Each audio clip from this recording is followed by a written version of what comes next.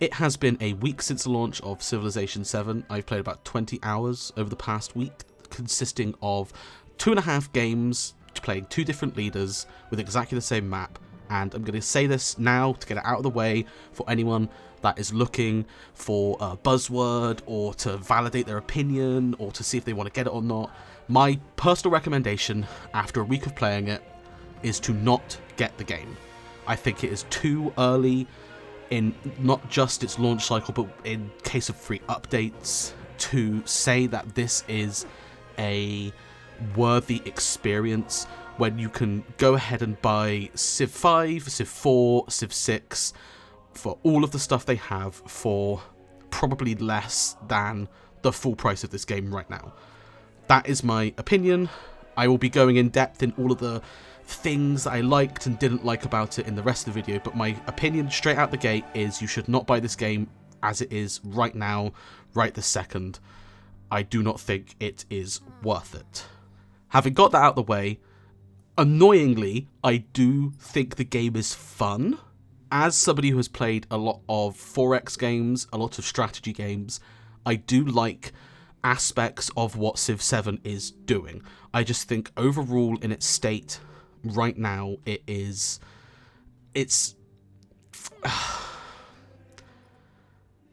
just not fully there. There are things that are missing, there are elements that are clunky, and yeah, I just don't think overall it's a finished experience, even in a base game, compared to something like base Civ 5, base Civ 6. There are just things within the actual core of the game that are not as they should be. Even outside of stuff like, you know, the Aegis system, just like basic things with maps and with settings and all of that stuff. So I'm gonna get into it now. If you've been anywhere online about Civ 7, you firstly know the UI is horrible. It's the worst UI for a game I've seen in years. I've been calling it as I've been talking to other people to try and get my opinions and thoughts out about it. I've been calling it actively hostile towards the player because it simply does not want you to know information at all. When you go up into the corner to see stuff like gold and science per turn, you're not seeing any information about where that science is coming from in regards to like tile improvements, in regards to like buildings that you're getting, in regards to cities. Stuff like that is just not appearing in the at a glance, and then when you want to look into it more, it is this just cavalcade of information that is awful. I hate it so much. You just can't see where things are coming from. I want to know how much of my science is coming from my cities, how much of my science is coming from my government policy cards, so I know what areas to improve within my game, and that information right now just is not in the game at all. At least not in a digestible way, without you going like, oh, what the hell? You know, like, oh my god, there's just so much information here. Where is all this coming from? It's just not there. It pisses me the hell off. I hate it so much. Outside of that as well, basic stuff like units, finding units is just way harder than it should be. You know, like there is, I couldn't find a way to find a list of the units you've got and what they're doing. I think there's no way, if you put some of these units on sleep, for example, there is no way to see where they are after the fact. You will have to go around your entire map trying to find out where you place these units, unless an enemy will come towards you. And in a time of war, it's especially egregious because it's you know, I'm playing against AI. I'm not playing against players that have insane DPM, but it does annoy me just a little bit that this list of units isn't available. I never used it much, but especially in a game like this where you want to be having all of these units to reinforce them through your commanders, it's a part of the micromanagement they've removed with the workers, they've added back in with things that they'd already fixed in previous games. Another thing as well is the city bubble. You know, when you make a city or a settlement in any Civ game, really, not just Civ 7, there is the little thing with their name and then how big its population is, and then its like production thing. In this game, it has all of that. Sometimes they just randomly disappear. I don't know why. If you go in to click on a production for a city and then come back out, sometimes the city bubble will just not be there for a couple of your cities. I have to assume that's a bug. I've never seen that in any other game before. It's incredibly weird, and it really freaked me out the first time I saw it. But yeah, so first time, that just sometimes happens. Secondly, they have these ugly ass like numbers just right underneath the like really nice pretty city bubble that they do, which like denotes how many turns until population grows and how many turns until the production happens.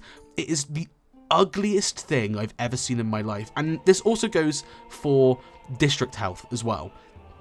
Like, because in Civ 7, it's a new way to conquer cities. You have to conquer each individual district that has walls, and there is no special little health bubble or anything. It is just this like straight up ugly ass rectangle that is the most basic yellow, green and red box.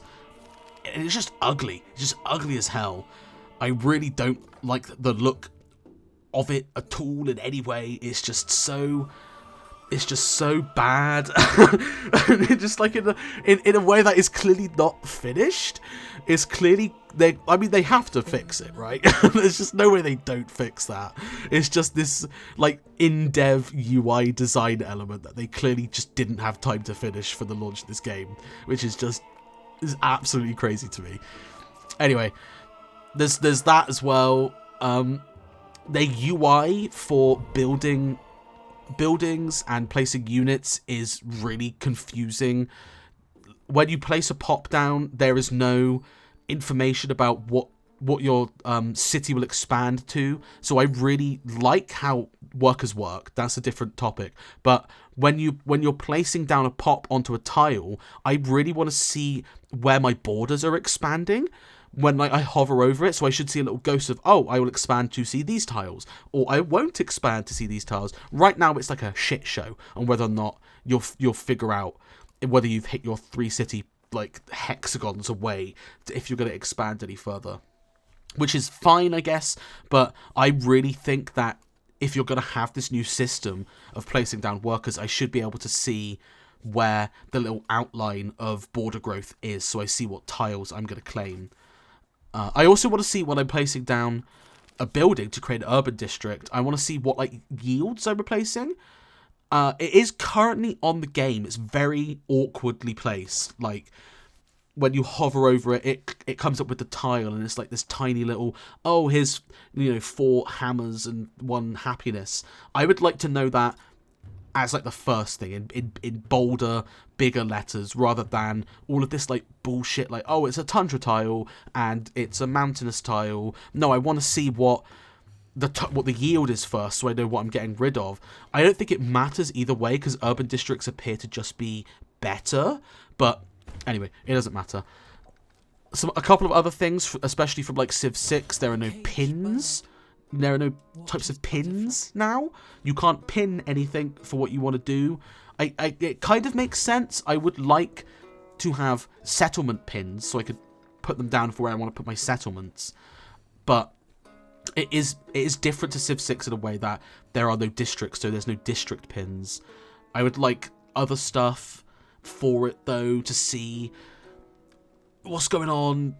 Wonder pins, maybe, and settlement pins, things like that. Maybe special little forum, because you have like the 2 district quarters come together. I'd like to have those be able to put down for a pin, so I can say, oh, that's where I want to build it. Another thing for buildings as well, something I came into yesterday, it doesn't tell you if both buildings in an urban district can be overbuilt. So when you move from one age to another, you can overbuild on old buildings to replace them with ones in the modern age or the exploration age.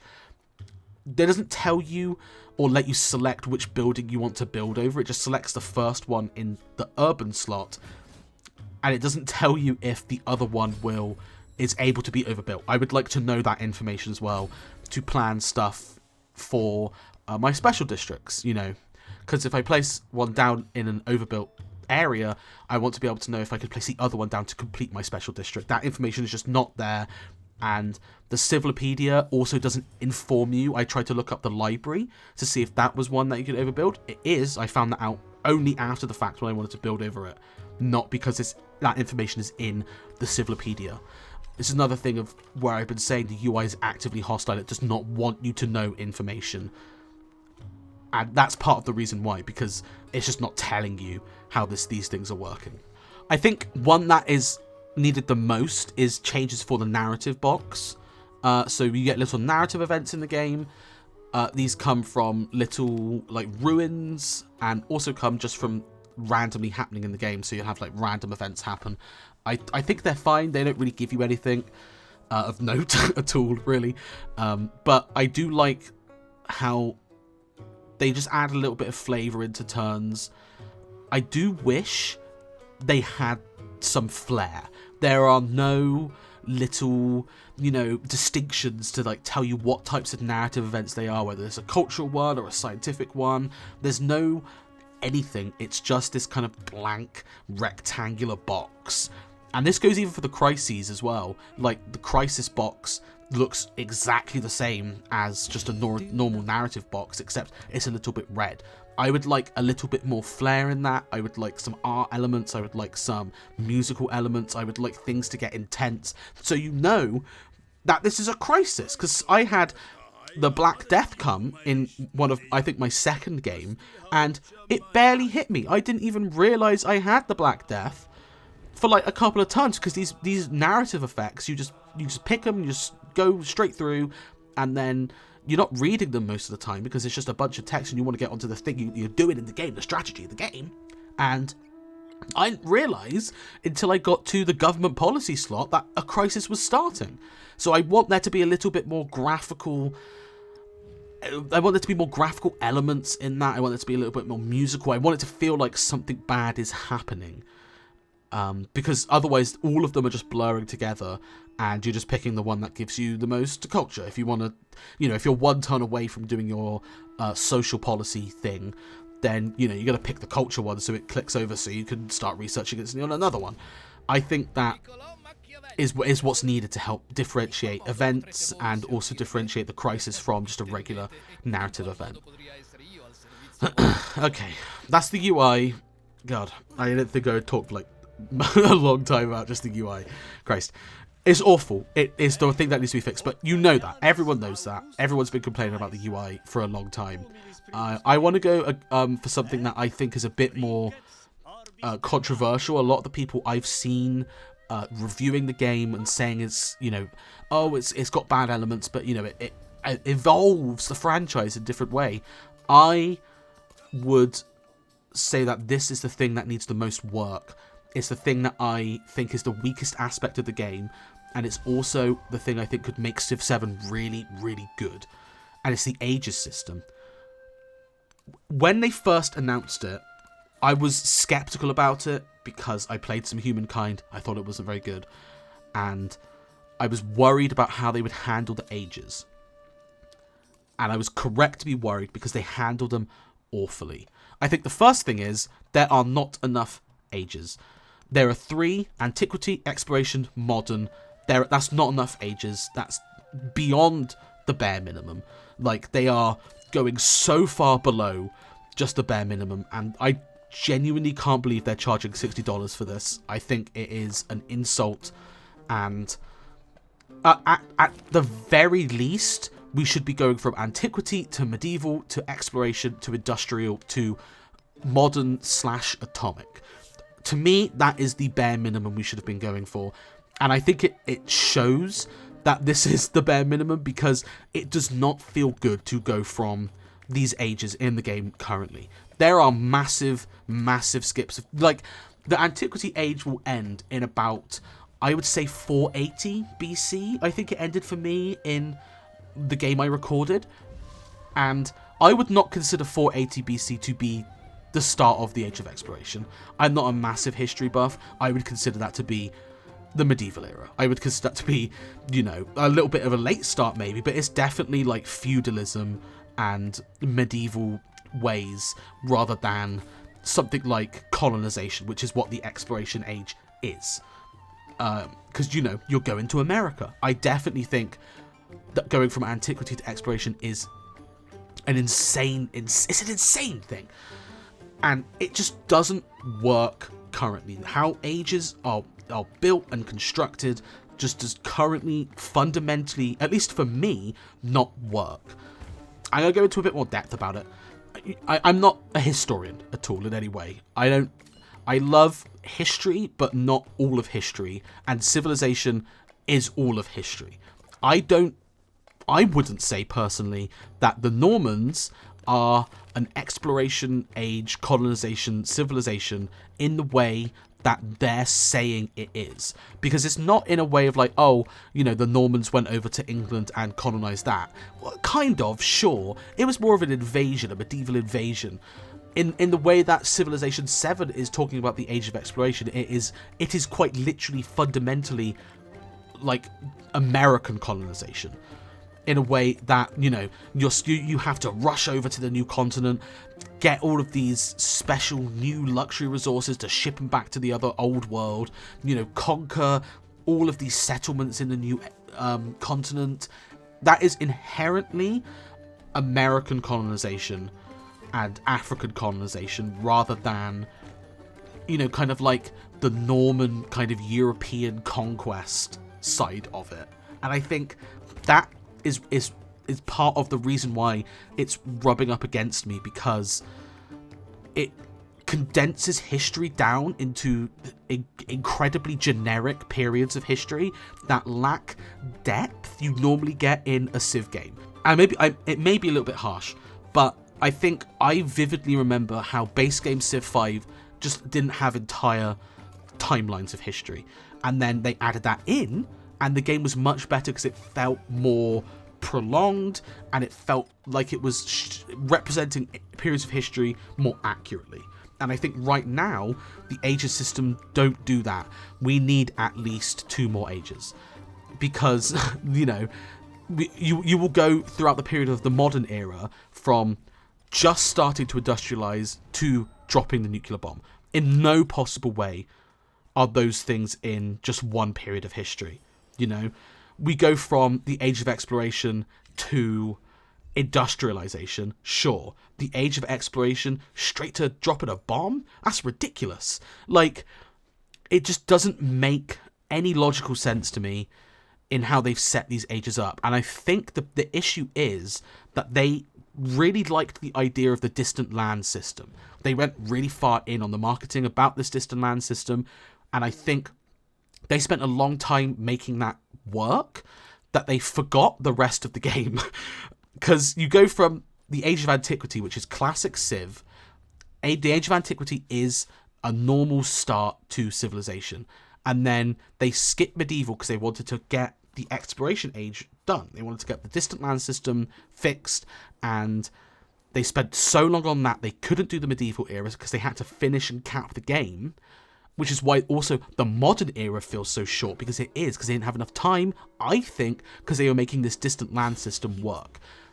And the annoying thing is the distant land system does kind of work. It is fun playing it. You have all of this rush to get technologies, to get over the distant oceans, to get to these distant lands, to settle there. And then, I was doing some massive conquests in the exploration age, just taking these cities. It was so much fun doing that. And then the age ends. And God.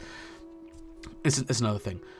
Another problem as well is I think they just didn't have enough time to flesh out what the special mechanics of the medieval age would be. Because religion starts in the exploration age, which is just wrong, quite frankly. But I don't think they could think of another thing to do for the medieval era. And it's hard, but it is also kind of their job to figure that out. Like, you could do the distant lands mechanic, and you could do whatever it was. It was like industrialization and railway points for the modern era. And there is stuff to do that you could figure out, I think. They just didn't want to do that because they had to get it out for the quarterly earnings for 2K, I guess. Anyway, that's all minor issues to me. Well, it's not minor issues, but compared to the one that I'm about to bring up, they are minor issues. I think what really genuinely breaks the Aegis system right now is how it handles the transition. It was the one everyone was worried about, and it's the one that I've not really seen anyone talking about. Everyone talks about these age transitions like they're good, like, you know, oh, they handled it fairly well. I think it's fucked completely and utterly down to the core. I saw one person review it back when I was still first playing it through, and they said that when you end an age at war, it will force you into peace and all of your troops will return to your city. And I was like, no way can that be true. You know, no way can that be true. And it is. Yeah, I played a few games, well, 2 games. I played both of my games and I ended both of them at war in the exploration age, and it is incredibly jarring to go from being in full war mode, fighting a war, to at peace instantly within a turn. Like, it is so genuinely just disheartening how it just forces you into a way to play the game. And that's the biggest issue I have with Ages, is that it is forcing you into pathways to play the game more rigidly than any Civ game has before. The milestones, you don't have to play the milestones, but you will want to, because everyone likes to see numbers tick up and everyone likes a game to tell them that they've done well. And these milestones have very specific, very, very tiny, minutiae level specific things to do for specific ages. Like in the Antiquity age, for a science quote-unquote victory, you have to display 10 codices, right? You have to display 10 codices in your library, in your city, or in your academy in your city, to be able to get the big milestone finish at the end, for the end of that thing. And you can do multiple ones in each age, which is completely great. But they're so very specific that you'll probably, I would guess in a multiplayer game, only be able to do maybe even half of one before an age ends. Because that's just how people are. Everyone will be going for something, and eventually, at some point, you know, the age will end because everyone's just done it. I think how they've handled age progression, age transition is incredibly awful. My very first game, because they also, I'm not sure if people have said this, they also simulate the distant lands as well in the Antiquity age. So in the Age of Antiquity, the whole distant lands will be simulated with city-states and civilizations. So when you get over there, half of it will already be settled. And it might be the half that you were on the side of, which just fucks you completely, because then you have to go to the other side of the world to settle cities there. So they're all being simulated. And in the very first game I had, we went from, I would say, about a 25% age progression through in one turn to 70% done, because two player AIs were knocked out, and it completely fucked over that game. It was the first game I played. I quit halfway through the exploration age because the AI is also fucked completely, and it just was a completely ruined game because these AIs got defeated in the distant lands. The second game I played, no one got defeated. The age progressed incredibly slowly, and I got so overpowered that exploration and modern ages were no difficulty for me. So there's no balance in how that works throughout the ages, and I think it's because they don't want you to play a quote-unquote full game of Civ. They want you to just play like one age at a time. And that's because at the start of each age, they reset you. That is like, they almost completely reset you back to zero. You will have your cities and your settlements sometimes. There will be some times where you'll have like a loyalty crisis and some of your cities will just go to other civilizations randomly, which has happened to me in another game, that first game, in fact. I hated it so much. And all of the yields from your buildings that aren't ageless and from your tiles will just be almost completely set back to 0. And you'll have to rebuild through the age again to be able to get back to a point where you were at the end of the last age. It sounds, on paper, like a great idea. And genuinely, I think with just a little bit of tweaking, it could be. Because, yeah, some things from the Age of Antiquity would not be as effective in a second age. And, yeah, I do like how that works. What I don't like is how abrupt it is. You will go from the height of the Antiquity Age, and a crisis could happen, and it could really fuck you, or it could not really fuck you. And in some cases, I could understand if you have a really bad crisis, it could hurt your game in the Exploration Age, the start of the Exploration Age. What I don't like is how even if you were doing well in the Age of Antiquity and you survived your crisis fairly well, you still get set back to that 0 point mark. All of your buildings are useless straight out the gate from turn 1 of the new age. There is nothing you could do to mitigate it, and the only way you can even get a slight boost is by doing the milestones. And you'll have stuff like Golden Age, like academies from the Antiquity Age, and that will mean that they keep their like yields going into the next age. I'm not sure how useful that is. I don't think I ever picked it because I'm like, well, I'm just going to build over it anyway with a better building. Why would I bother? But like, that's just like part of me disliking how the system works. I would posit the better thing to be doing would to have there be an age transition, kind of like how I'm not sure, this is maybe like a niche reference, is how you do a fade transition on an editing software with the the last like 10 turns of the age to make the crises like worse. These buildings start losing their effectiveness, so you start losing how effective a library is. So they're like 1 science a turn weaker or 2 science a turn weaker than they were back at the start when you built them. And then as you move into the next age, they become completely weaker again. So by how 15 turns have passed, they're completely useless. And then it's in your effort to replace these buildings with new age buildings that have better yields.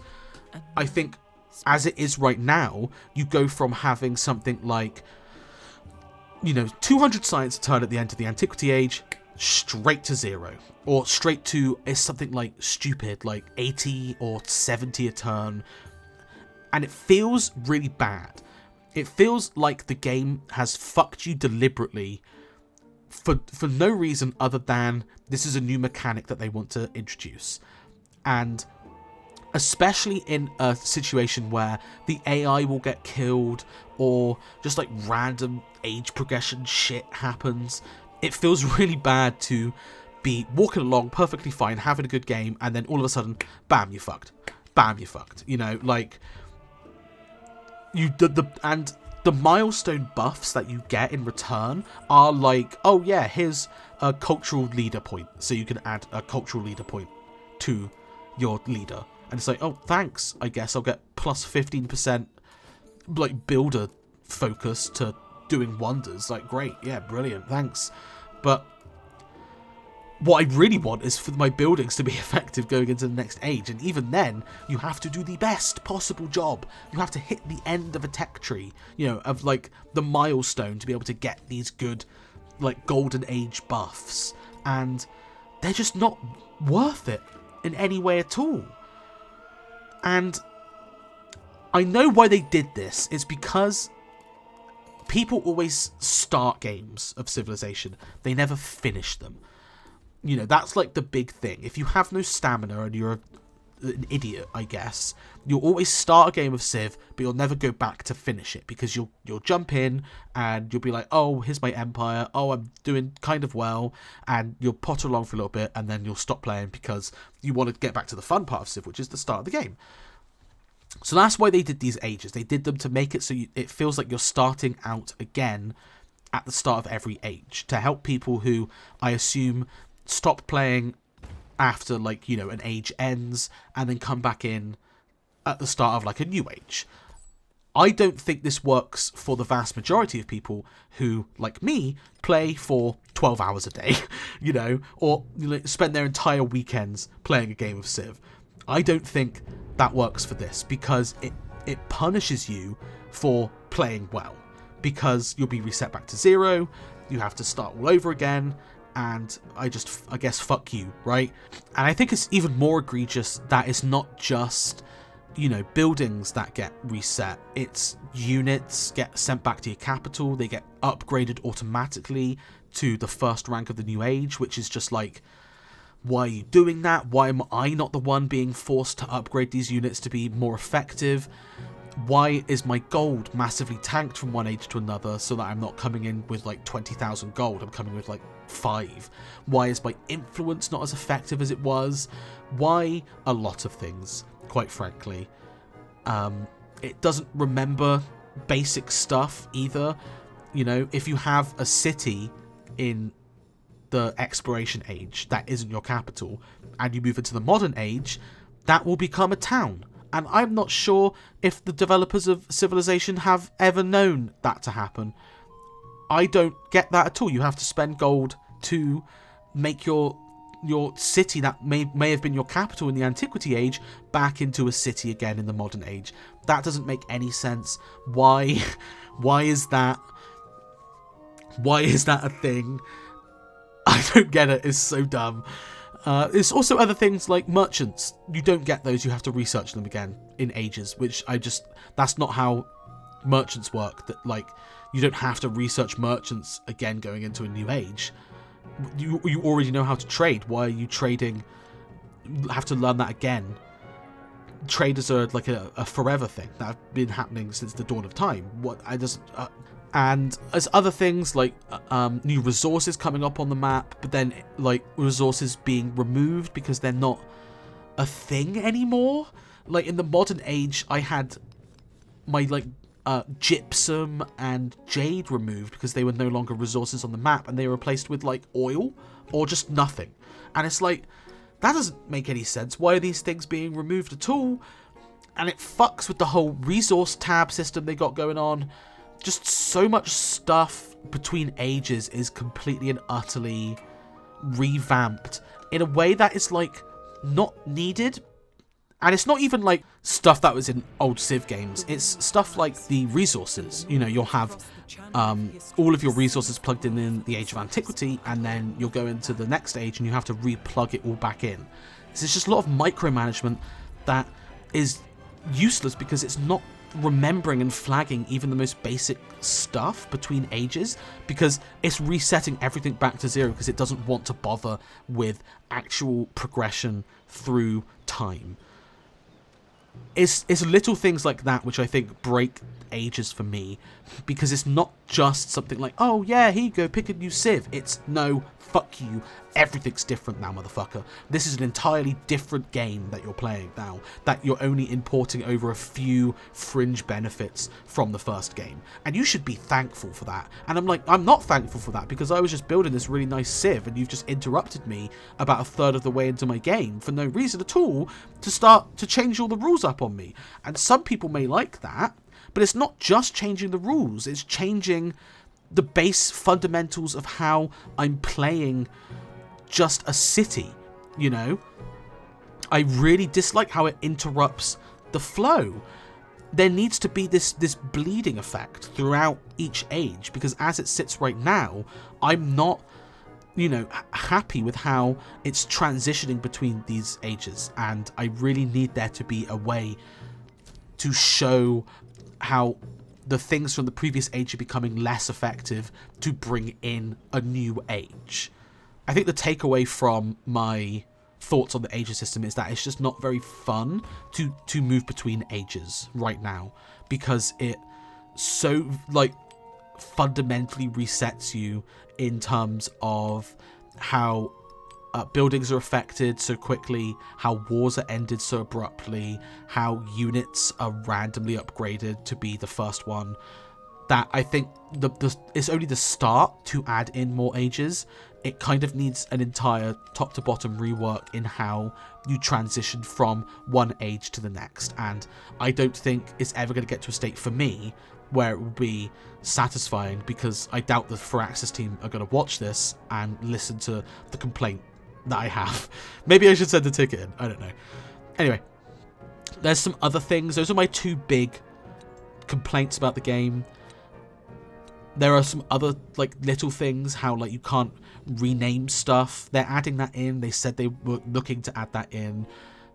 So like it's not something that I'm like, oh, rename the cities, because you know they'll add that in.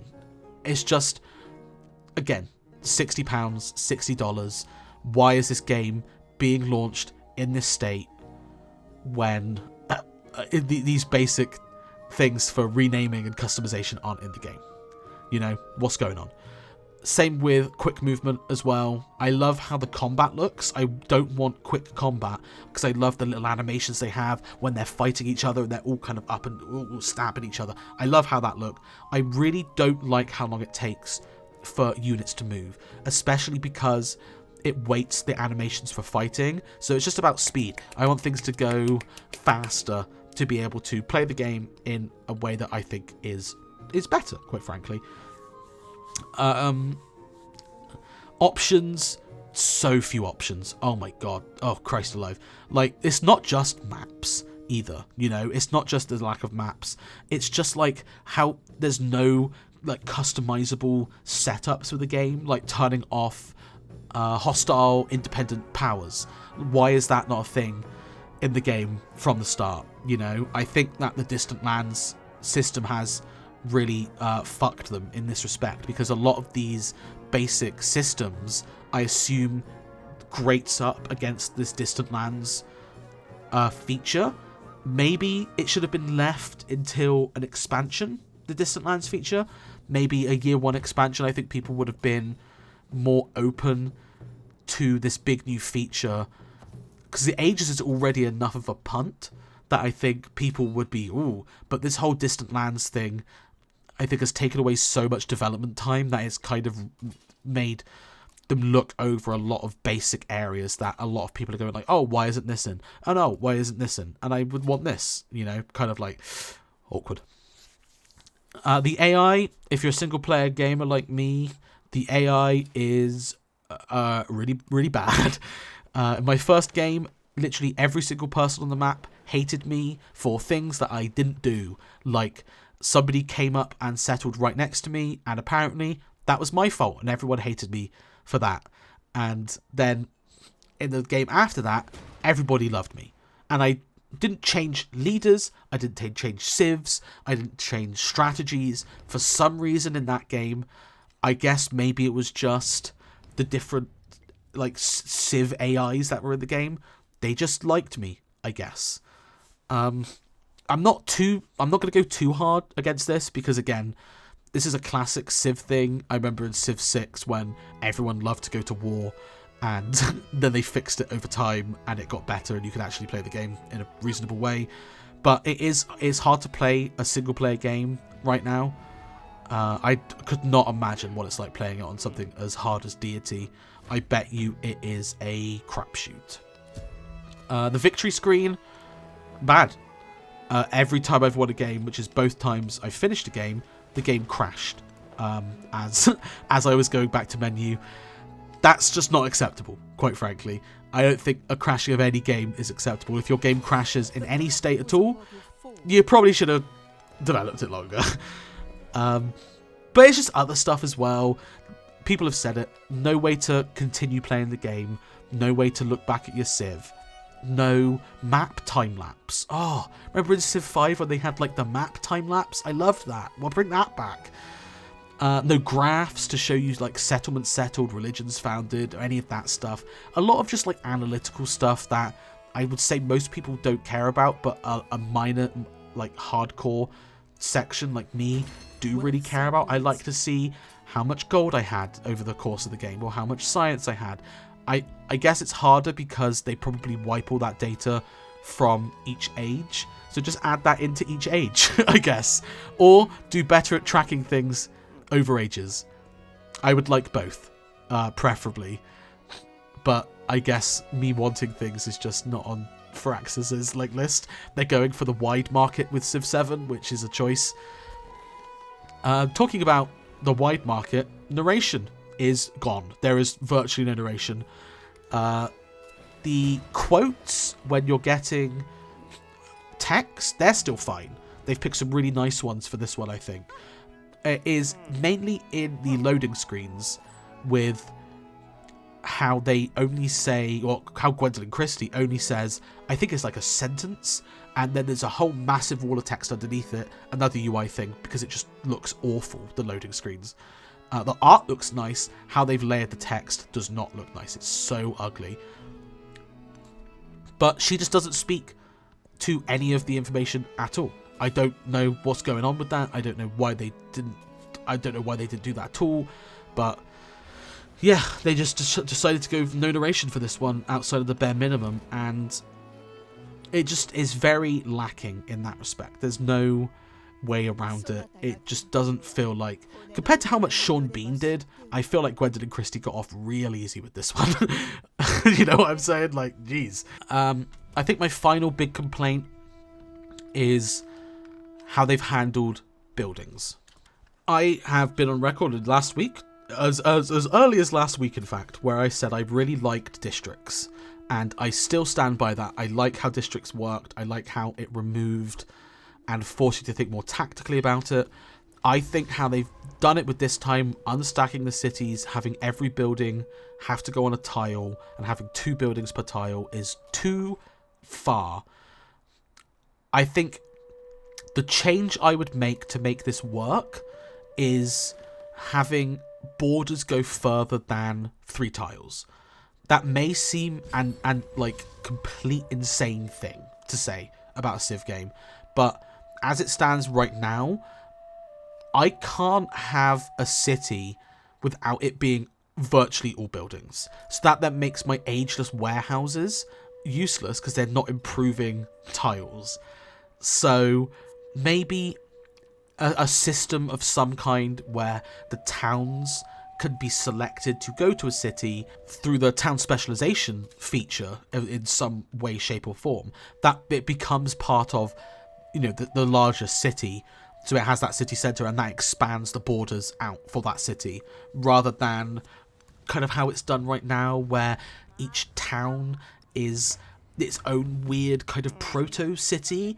It's fine. I just think that I should be able to attach that to one of my cities. So if I have my capital and I build a settlement, that should then, when it gets to its, what am I saying? What are my words? It's like population growth limit, where, you know, you hit like 6 pop and you get like it comes up with the, town specialization available, and you click food town because you only click food town on mine town, and that then becomes part of your city's borders.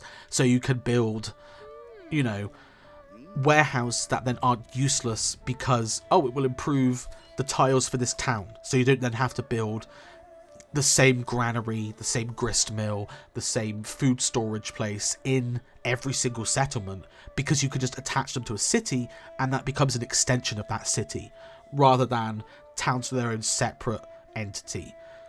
I think that's the way forward for this, and then it means that you can build out your cities with these districts in a lot more of a reasonable way, and then it means that you have to protect your towns a lot more, because if an enemy comes up, takes the town, captures it, you lose literal entire segments that are being sent back to your city.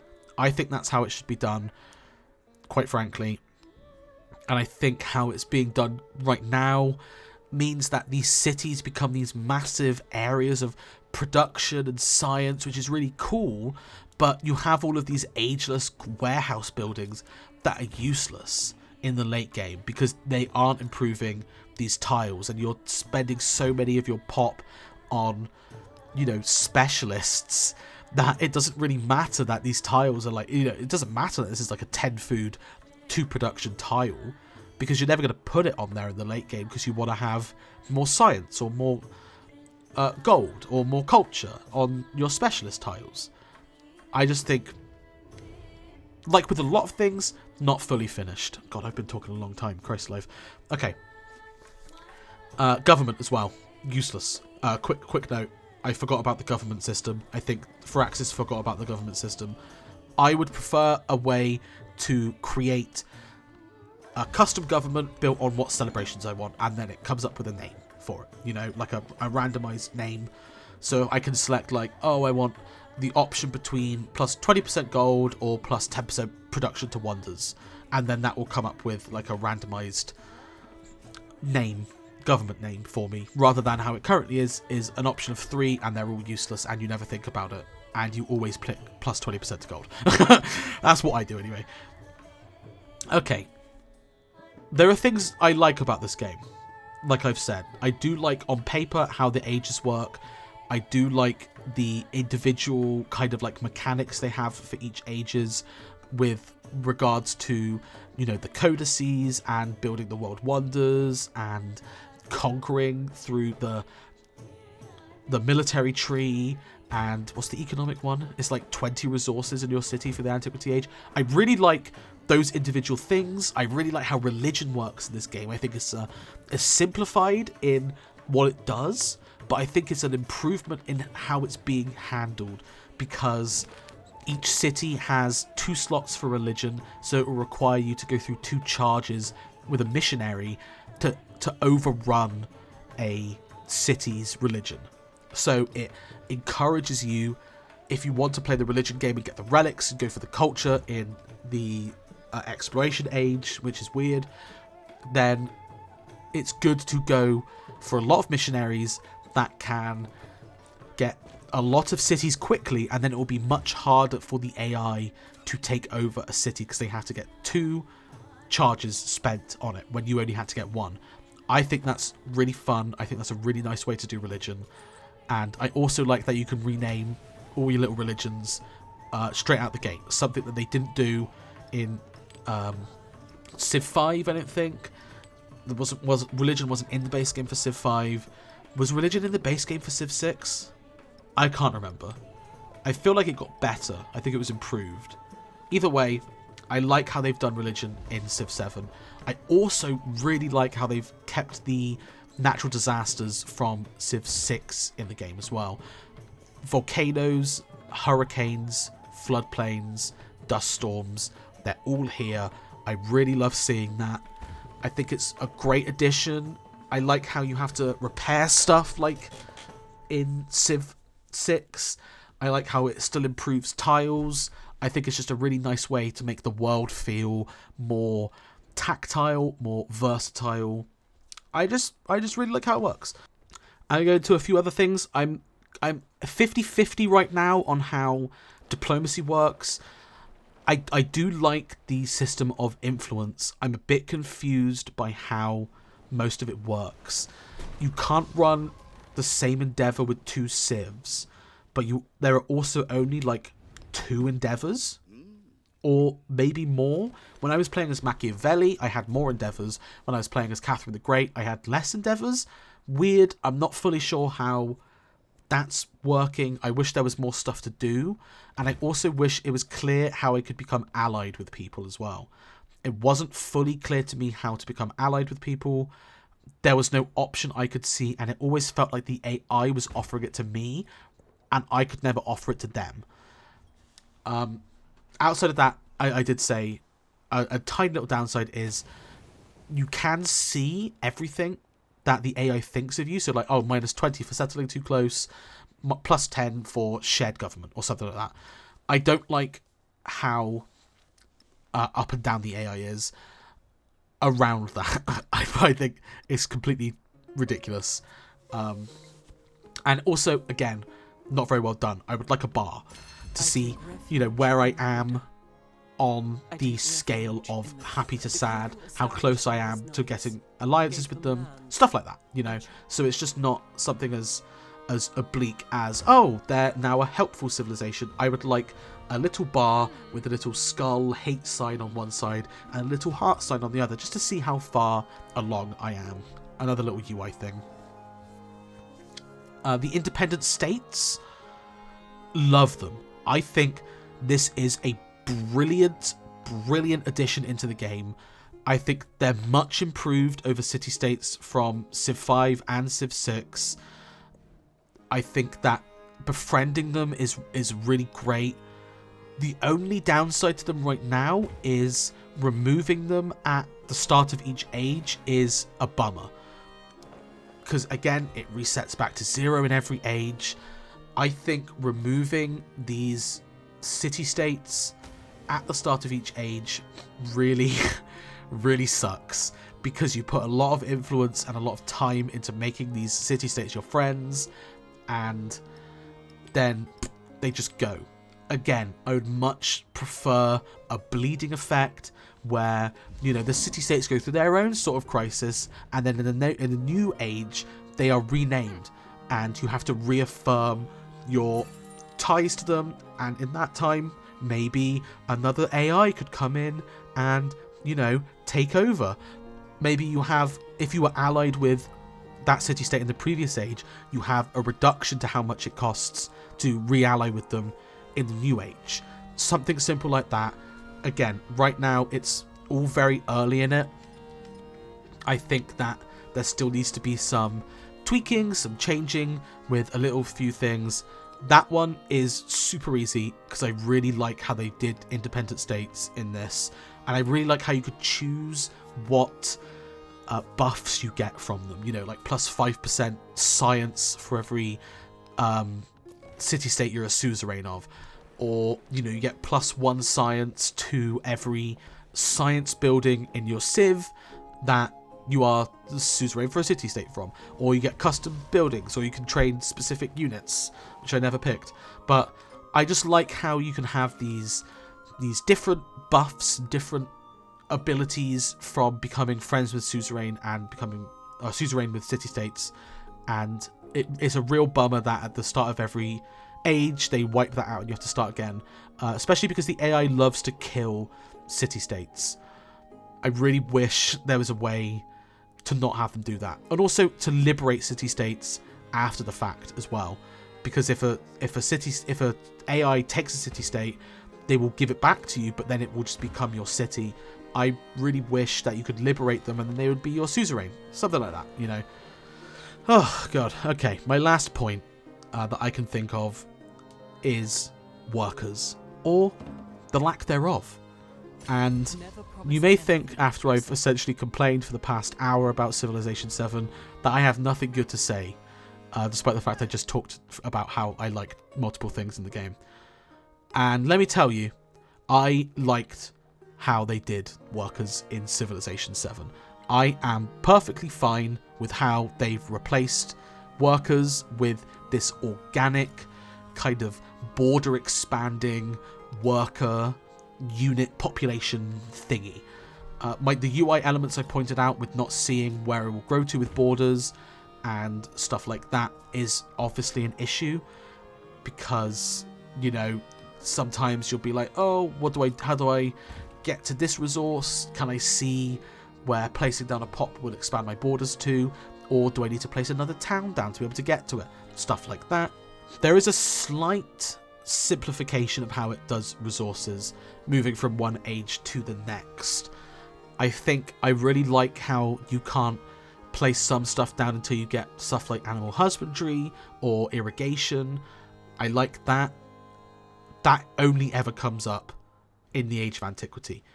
I 100% think that for stuff like niter, for stuff like oil, there should be a limit in where you can place down a population and whether or not it's effectively working that tile. Because when you move into the modern age, oil will pop up on the map, and it removes that strategy layer in nearly every other Civ game I've played where you have to discover oil, because it will just randomly be there and you'll already be working it. I 100% think that you should not be able to work oil until you've researched a specific tech, because it just simplifies it too much for me in that respect. I think there should definitely be more strategy into what technologies you have to research to be able to place down population on specific resource tiles. Because you'll be on a resource like a land ship, and yet you will have like modern day, like 21st century oil refineries, and it just is such a it's such a mindfuck. And I really don't like that, but I really do like how the population stuff works. So it's just a tiny little tweak there in how that works in regards to resources. Otherwise, love it. I think it's great. I think it removes a lot of that micromanagement of workers and builders that could get a little bit annoying.